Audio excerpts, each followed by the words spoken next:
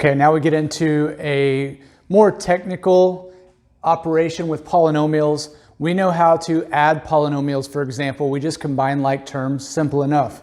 We know how to multiply polynomials. We distribute, right? And then combine like terms.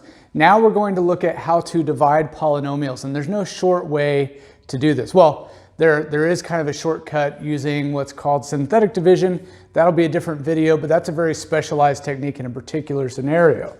So let's look at a reminder of how to do long division with numbers.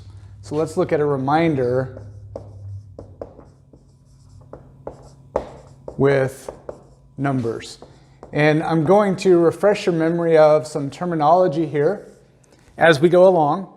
We'll also sort of lay out the process for this so that we can use that same idea for polynomials. So let's say we have 1,273 divided by 8, okay? And so the first thing that you want to do here is you want to, if we knew how many times 8 went into 1,273, we'd be done. So we don't divide 8 into the whole thing. We divide just what I will call the leading term, okay? So in this case, the leading term would be the 12 because we know how many times 8 goes into 12. So 8 goes into 12 one time, and then after you've divided, you get a quotient. This 1 is part of your quotient now, your answer to the division. So the number under the division symbol is called the dividend, the thing that's being broken apart. Divided is called the dividend. The guy that does the dividing is called the divisor. In this case, that's 8. 8 is dividing into 1273. So we've got dividend, divisor, quotient, okay? So once you divide the leading term, you're starting to determine your quotient. Then what you do is you multiply the current quotient, which is 1, times your divisor, okay? So there we get 8. So the second thing you do is you multiply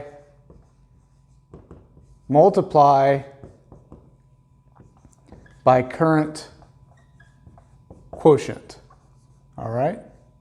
Multiply by current quotient. And whenever you multiply, you're always going back and multiplying by your divisor and putting the result down here beneath your dividend. Now what you do is you subtract. So 12 minus 8 is 4. And now we drop down the 7 and the 3, and we get this new dividend. This 473 is replacing the old 1273. This is what's left. So now we've got a new dividend. So after we multiply 1 by 8, we subtract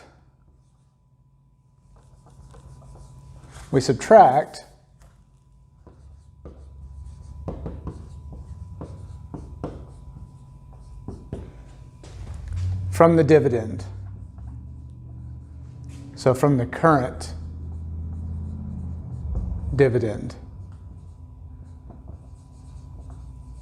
And once we do that, we get a new dividend and we repeat. So we ask ourselves, how many times does 8 go into 47, right? So now we just repeat. We repeat until we can no longer divide. We repeat until we can no longer divide. And so we'll see how that works. So now let's finish off the division. I know we're taking our time here, but these processes are important for when we get to the polynomial part, okay?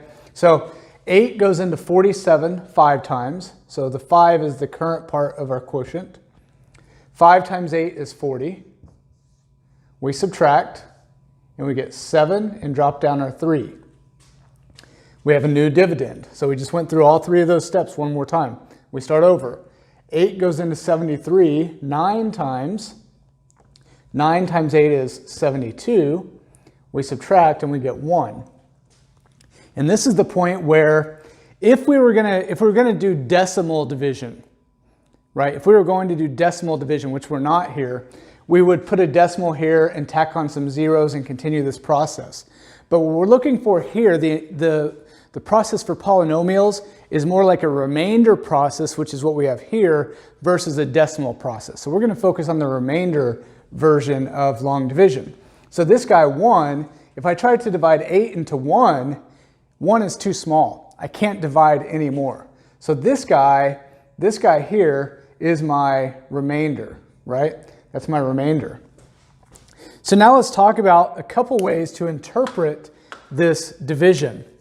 One way is to rewrite the dividend.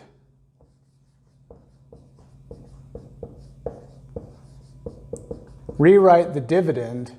And so that's 1273 equals, well, 8 goes into 1273 159 times.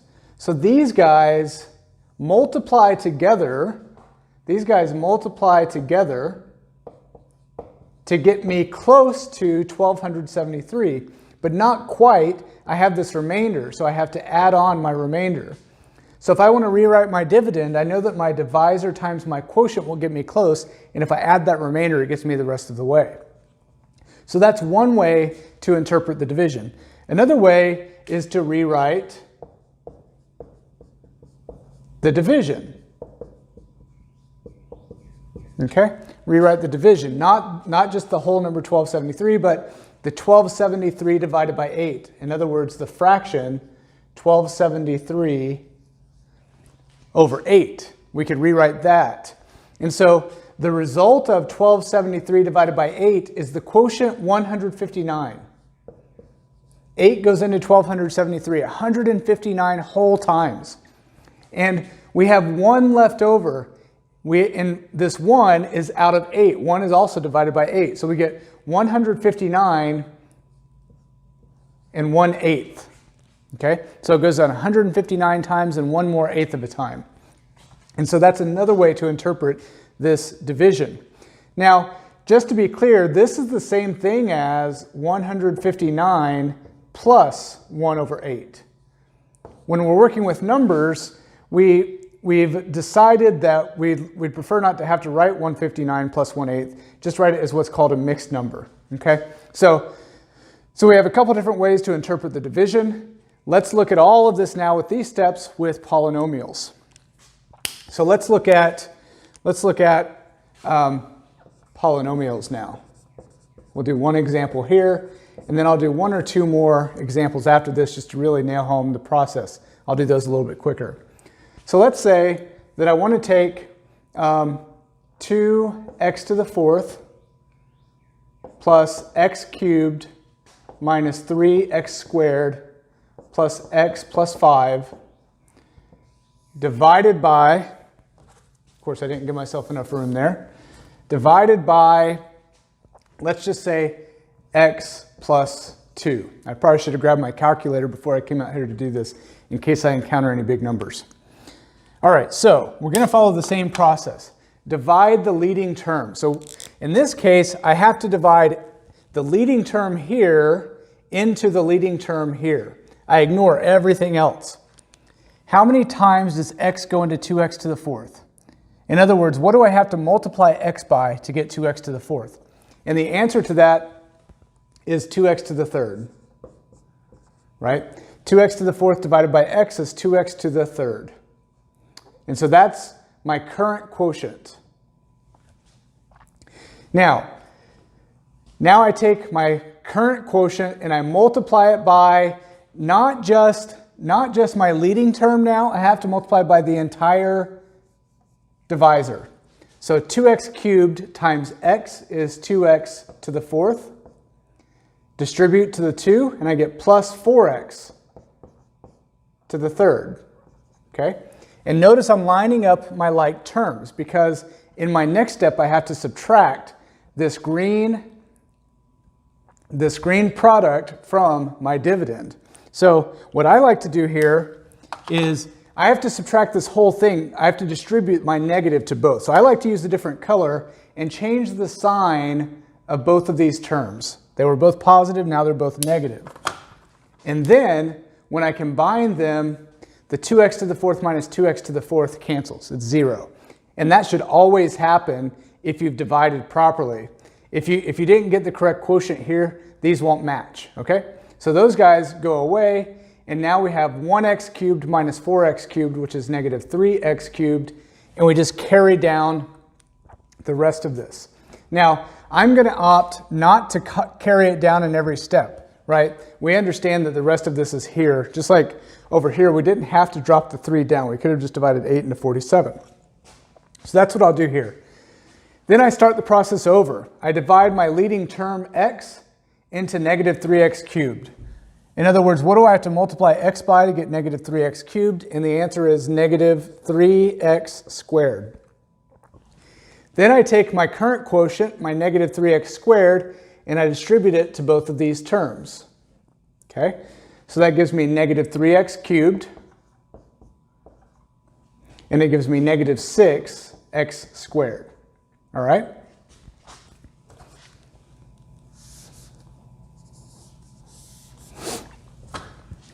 Then I have to subtract this guy, which means I have to change my signs. So it's going to distribute and make both of those positive now. So what I get here is my negative 3x cubed plus my 3x cubed is 0. Then I get negative 3x squared plus 6x squared.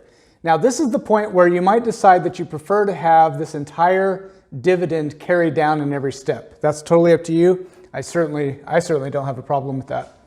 But negative 3x squared plus 6x squared is positive 3x squared. And then I could carry down my plus x and my plus 5 if I wanted to here. But now I start over again. Now I divide my leading term into 3x squared. Well, x times 3x is 3x squared, so I get a positive 3x up here. And then I take my 3x and I multiply back by the entire divisor, giving me 3x squared plus 6x. And I subtract, so I change both signs, so they both turn into negatives. The 3x squareds cancel, and I get x minus 6x, which is negative 5x. And again, if you want, you could carry down your plus 5 here. I go again. How many times does x go into negative 5x? Well, x times negative 5 gives me negative 5x. So I get negative 5. Multiply by negative 5 by my divisor, so I get negative 5x minus 10. Switch colors. Subtract all of this, so I change the signs. Negative 5x plus 5x is 0. Positive 5 plus 10 is 15. And then the question is, what do I multiply x by to get 15? And I can't do that without using fractions. So at this point, I'm done, and 15 is my remainder. Okay, 15 is my remainder. Now, what I'm going to do is erase some of this so I have room to show you the two different ways that you could interpret this division. Now, sometimes students get confused about when to stop. And you stop whenever the degree of your result, which here is 15 with no x. So this has a degree of 0. This is x to the first. If what you have down here has a smaller degree, then you can't divide those. Okay, and that's your remainder. So what we have here is we need to rewrite our dividend. So that's one way to interpret this division. So I'm going to take my dividend. So rewrite my dividend. And it's kind of long this time. It's the 2x to the fourth plus x cubed minus 3x squared plus x plus 5. That is going to equal, well, when I divided that by x plus 2, I got this quotient. So these guys multiply together. So I've got x plus 2, my divisor, times my quotient, 2x cubed minus 3x squared plus 3x minus 5. So those guys multiply together to get me close to my dividend, but they're not quite there. I need to finish it off by adding on my remainder. So that is one way to interpret this division. If you look at it, it's what I like to call nearly factored. It's almost factored. If this remainder were 0, then this polynomial would have been factored. So the fact that this remainder is not 0 is what's preventing it from quite being factored. All right, now let's look at how to rewrite the division. It's kind of like the mixed number version. So let's look at how to rewrite the division. So in this case, we're taking 2x to the fourth plus x cubed minus 3x squared plus x plus 5 divided by x plus 2. So we've got that fraction equals, well, how many times did x plus 2 go into this? And the answer to that is the quotient. So this time I get the quotient, which is 2x cubed minus 3x squared plus 3x minus 5. That's how many times x plus 2 goes into this 2x to the fourth polynomial. So that's how many whole times it goes in. But then there's some stuff left over, and I've got 15 left over out of x plus 2. So I've got to add my remainder over my divisor. Everything in this version where you rewrite your division is divided by x plus 2. When we divided this original dividend by x plus 2, we got this many whole pieces plus 15 out of that many left, okay? So that's kind of a way to help you remember it, hopefully. So each of these has their uses. This version here where you're rewriting your dividend can help you kind of factor polynomials, as I mentioned. This version here can do some things for you with what are called oblique asymptotes. Lots of uses for it as well. So they're both valuable, and the idea of long division is the same whether it's a polynomial or numbers. Let's do one more example. How about that? One more example to be complete here. Try to cover some different cases so you can see that.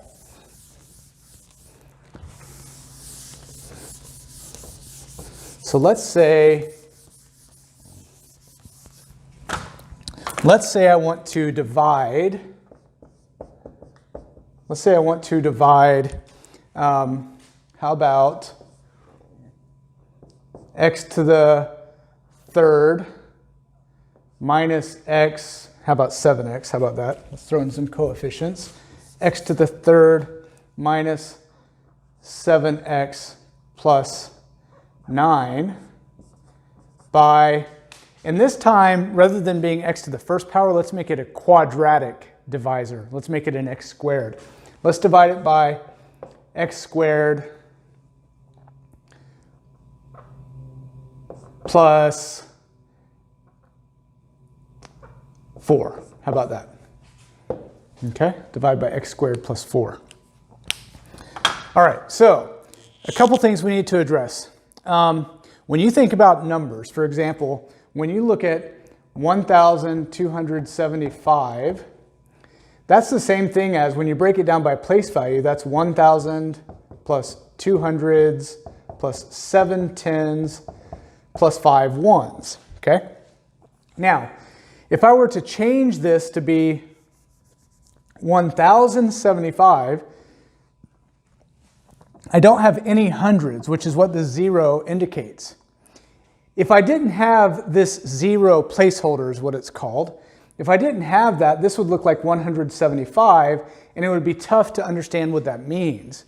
So without 0 placeholders, numbers are a bit ambiguous, right? This could mean 1,075, or it could mean 1,000 or 17,500. Maybe it's missing 2 zeros on the end. So the original purpose of inserting 0 into our number system was precisely to hold places in numbers like this, so we could understand their context a little bit. In my original recording of this example, I made a small error, so I'm going to redo it here on my tablet for you. And so here we want to divide x cubed minus 7x plus 9 by x squared plus 4. And in both of these polynomials, we're missing a term, so we need to insert a 0 placeholder. So x cubed minus 7x plus 9 is missing the x squared term, we're going to introduce an x squared term by calling it 0x squared. Okay, so that's our 0 placeholder in our dividend. Similarly, x squared plus 4 is missing an x term, so I'll introduce a 0x term. Now we start our division process as usual. X squared goes into x cubed. We divide leading terms. It goes in x times. X squared times x equals x cubed. Then we take our x and we multiply it back through every term of our divisor to get x cubed plus 0x squared plus 4x. And then we subtract it, so we distribute the negative. Change all those signs. The x cubes drop off, and then we resume with the first term being x squared. 0x squared minus 0x squared is 0x squared, which is kind of strange to write, but you'll need it if you're doing placeholders. So we had an x cubed, we went down by 1 degree, and now we focus on the x squared is the idea. Negative 7x plus negative 4x is negative 11x, and we can just bring down our plus 9. And this is our new dividend. So we start the process over. We need to divide x squared into 0x squared, which goes in 0 times. And then we take our 0 and we multiply it back through by our divisor, which gives us 0x squared plus 0x plus 0. Kind of strange, right? And then we subtract that. And it has no change other than we're going to drop off the x squareds now and reduce the degree one more time to get negative 11x plus 9. And so now when we try to divide x squared into x, we can't do it because x has a lower degree. So this guy is the remainder here, and we know that because the degree here, this x to the first, is smaller than the degree of the divisor, which is 2. You can't divide a squared into a linear. So now we have to talk about how to write this result, okay? So one thing we can do is we can use it to rewrite the dividend, which is the x cubed minus 7x plus 9. We can rewrite it by multiplying our divisor by the quotient. So x plus 0 is the same thing as x, and I'm going to multiply that by x squared plus 4, our divisor.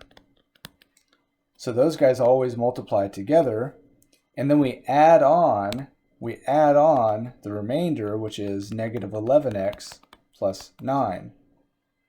And the cool thing about this is you can check it out. If you were to distribute the x through here and add your remainder, you get back the original dividend. So this is one way to use it. Another way to use it is to rewrite the division. In other words, what do you get when you take x cubed minus 7x plus 9 divided by x squared plus 4? Well, what you get, let's see if I can erase some of this highlighting. When we actually do the division, we get x, or x plus 0, which is x. So the answer to this division is x, and then we just have to deal with the remainder. So we've got x, but we've got a little bit more left over. We've got our remainder, negative 11x plus 9, over the divisor, x squared plus 4. So this is another way to interpret this division. You can rewrite the division or you can rewrite the dividend. Okay. So now what we have is x to the 4th plus 0x cubed plus 0x squared minus 7x plus 9 divided by x squared plus 4x minus 3. All right. So let's begin by dividing leading terms. X squared goes in x to the 4th, x squared times. X squared times x squared is x to the fourth. X squared times 4x is 4x to the third. X squared times negative 3 is negative 3x squared. Subtract it all, meaning change the signs. So minus, minus, plus. We get x to the fourth minus x to the fourth is 0. 0x cubed minus 4x cubed is negative 4x cubed. 0x squared plus 3x squared is 3x squared. And then if we want to bring the rest of that down, we can. But now we've got a new leading term. So x squared goes into negative 4x cubed, negative 4x times. Then I multiply my negative 4x by all three terms. So I get negative 4x cubed minus 16x squared plus 12x. Distribute my negative to subtract it all. So I get plus, plus, minus. The 4x cubes cancel. I get 19x squared. I get negative 19x. And if I wanted to, I could copy down my plus 9. But I don't want to, so I'm not going to. Now I'm going to divide my x squared into my new leading term, 19x squared, which gives me positive 19. Then I distribute my 19 back through my divisor to get 19x squared plus 76x minus 57. Subtract it all, so I get minus, minus, plus. The 19x squareds cancel. Here I get negative 95x, and 9 plus 57 is plus 66. And I've got a new leading term, but x squared has a higher degree than negative 95x, so I can't divide it in. So this is my remainder. So now, to interpret all of this, I could say, all right, my dividend, x to the fourth minus 7x plus 9, equals my divisor, x squared plus 4x minus 3, times my quotient, x squared minus 4x plus 19, plus my remainder, negative 95x plus 66. So this remainder is a bit unusual compared to the other we've seen because this guy has two terms. The remainder actually has two terms, and that's totally fine. Now you can always check this work by multiplying the two trinomials together. That's a 4, by the way. Multiply the trinomials together and add the remainder, and you should get back your original polynomial. So that's one way to interpret it. The other way is to rewrite your division, x to the fourth minus 7x plus 9, divided by x squared plus 4x minus 3 equals, how many times did x squared plus 4x minus 3 go into this? Well, it went in this many whole times. So the answer, the quotient, is x squared minus 4x plus 19.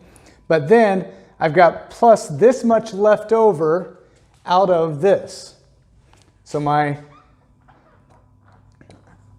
last little bit here is this negative 95x plus 66 over x squared plus 4x minus 3. And that is the other way you could interpret this division. So practice with your long division. It really is kind of fun once you get the hang of it, because you get tons of practice multiplying, of course, tons of practice adding and subtracting, distributing negatives. Really great exercise for getting comfortable with polynomials.